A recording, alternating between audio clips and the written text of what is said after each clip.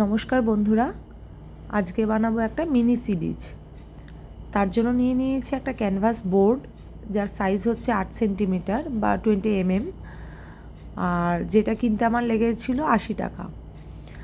যদিও এই বোর্ডটা অনেক আগে থেকেই ক্রাফটের কাজ করব বলে আমি কিনে রেখেছিলাম, করব করে যদিও যা হয় আর কি, করে ওঠা হয়নি। তো ভাবলাম আজকে এই মিনি সি বিচটা করতেই কাজে লাগিয়ে দিই। আপনাদের কাছে যদি এরকম কোনো ক্যানভাস বোর্ড না থাকে, আপনারা কেকের ফেলে দেওয়া যেই পিচ বোর্ডগুলো থাকে সেগুলো, বা জামা কাপড়ের অন্য পিচ বোর্ড কিংবা MDF বোর্ড থাকলে সেগুলোও ব্যবহার করতে পারেন। কাগজ সরিয়ে নেওয়ার পরে আমি একটি পাত্রে একটুখানি বালি নিয়ে নেব। যেহেতু আমার বাড়িতে বালি ছিল আগের থেকেই, তাই জন্য আমি সেই মোটা দানার বালিটাই নিয়েছি। কাজ করতে করতে আমার মনে হয়েছে যে এই মোটা দানার থেকে একটুখানি মিহি দানার বালিটা থাকলে হয়তো একটুখানি বেশি ভালো হতো। আর যেহেতু এই বালিটা অনেক দিন পুরনো, তাই জন্য একটা কালচে ব্যাপার চলে এসেছিলো বালিটার মধ্যে। আর পরিকল্পনাহীনভাবে যেহেতু বসেছি, হঠাৎ করেই বসে যাওয়া আর কি কাজে, তাই জন্য বালিটাকে আমি সেইভাবে রোদে শুকাতেও পারিনি। অল্প একটুখানি শুকিয়েই আমি এটাকে কাজে লাগিয়ে নিয়েছিলাম। তো সবার প্রথমে আমি একটুখানি ফেভিকল আঠা দিয়ে বালিটাকে যেটুকুনি আন্দাজ মতো অল্প একটুখানি বালি নিয়ে সেটাকে ভালো করে মাখিয়ে নিয়েছি।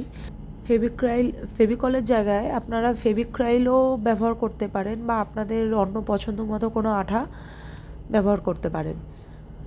তো আমি ক্রাফটের কাজ বেশিরভাগই ফেভিকল আঠা যেহেতু ব্যবহার করি, তাই জন্য এই আঠাটাই হাতের কাছে ছিল, আমি নিলামও এই আঠাটাই। তো সবার প্রথমে যেইটুকুনি জায়গা আমি বিচ করব ক্যানভাস বোর্ডটার মধ্যে, সেইটুকুনি জায়গাতে আমি একটুখানি আঠা লাগিয়ে নেব। দেখতেই পাচ্ছেন, আমি আঙ্গুল দিয়ে ভালো করে স্প্রেড করে নিচ্ছি আঠাটাকে। তারপর যেখানে যেরকমভাবে আমি বিচ করব, যেখানে যেরকম উঁচু নিচু রাখবো ভেবেছি, সেরকমভাবেই আমি বালিগুলোকে আস্তে আস্তে আটকে নেব। বোর্ডের মধ্যে বালিটা দিয়ে কিছুক্ষণ আমি এটাকে এইভাবেই রেখে দেব, যাতে বালিটা ভালো করে বোর্ডটার মধ্যে আটকে যায়। কারণ এই টাইমেই ভেজা অবস্থায় কাজ করতে গেলে, রং করতে গেলে বালিগুলো খুলে খুলে চলে আসতে পারে। আর বালির সাথে যখন আঠাটা লাগাবেন আপনারা, ওই ভেজা অবস্থাতেই বোর্ডের মধ্যে দেবেন, না হলে ওগুলো দলা পাকিয়ে শক্ত হয়ে যাবে। আপনারা আপনাদের ইচ্ছা মতো এটার শেপ দিতে পারবেন না। যাই হোক, আমার এটা আধ ঘন্টা রাখার পর শুকিয়ে গেছিলো। তো আমি আমার মতো শেপ দিয়ে সেটাকে এবার শুরু করব রং। তো আমার কাছে স্পঞ্জের ড্যাবার ছিল, আপনাদের কাছে যদি সেই জিনিসটা না থাকে, কোনো স্পঞ্জ কেটেও আপনারা করতে পারেন, বা তুলি দিয়েও আপনারা এই এফেক্টটা আনতে পারেন। অনেক সময় আপনারা তুলো বা টিস্যু পেপারে আপনারা রং নিয়ে উপর থেকে চেপে চেপে দিয়ে আপনারা এই এফেক্টটা আনতে পারেন। এখানে আমি ফেব্রিক কালার ইউজ করেছি।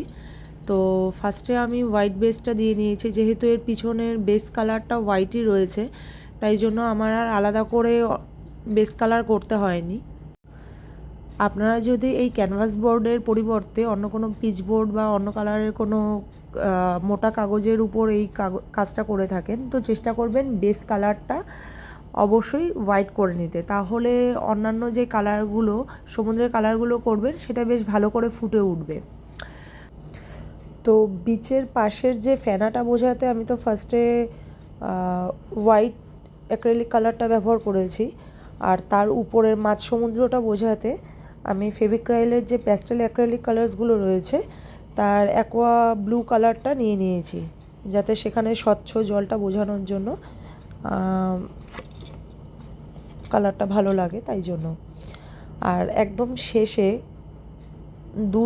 দূরের দিকে নীল সমুদ্রটা বোঝানোর জন্য আমি প্রুশিয়ান ব্লু অ্যাক্রিলিকের নর্মাল কালারটাই ব্যবহার করেছি।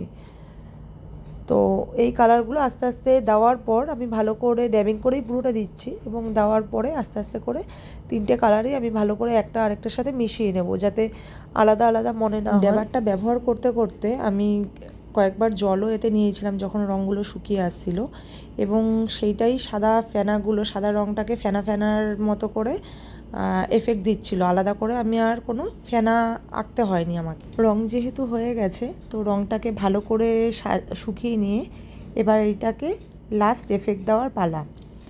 তো কয়েকদিন আগেই পরিবারের সাথে দীঘাতে ঘুরতে যাওয়ার দৌলতে সেখান থেকে অনেক শামুক ঝিনুক আমরা কুড়িয়েছিলাম, তো সেটা পরে কাজে লাগাবো বলে নিয়ে এসেছিলাম।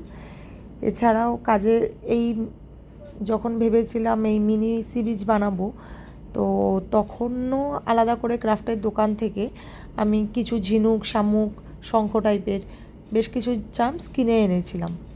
তো আপনারা চাইলে কাছাকাছি কোনো লোকাল আর্ট শপে এগুলো পেয়ে যেতে পারেন। তো আমার একটা ছোটো ছোটো প্যাকেট নিয়েছিল 20 টাকা করে, যার মধ্যে অনেকগুলো শঙ্খ, অনেকগুলো ঝিনুক আলাদা আলাদাভাবে ছিল বিভিন্ন কালারের। তো সেইগুলো আমি আমার ইচ্ছা মতো পছন্দ মতো জায়গায় ফেভিকল আঠা দিয়েই আটকে নিয়েছি, এবং ক্রাফটের কাজের জন্য বিডসও ছিল কিছু, ঝিনুক, শামুক সমস্ত কিছু আটকানো হয়ে গেলে রং ঝিনুকের ভালো করে শুকিয়ে গেলে কিছুক্ষণ আমি রেখে দেবো, প্রায় 1 দিনের মতো রেখে দেবো জিনিসটাকে শুকানোর জন্য। তারপর আপনারা এটার উপরে ভার্নিশ দিয়ে একটা কোট করে নিতে পারেন, যাতে একটা সুন্দর গ্লেজি লুক দেয়। কাজটা কেমন লাগলো জানাতে ভুলবেন না।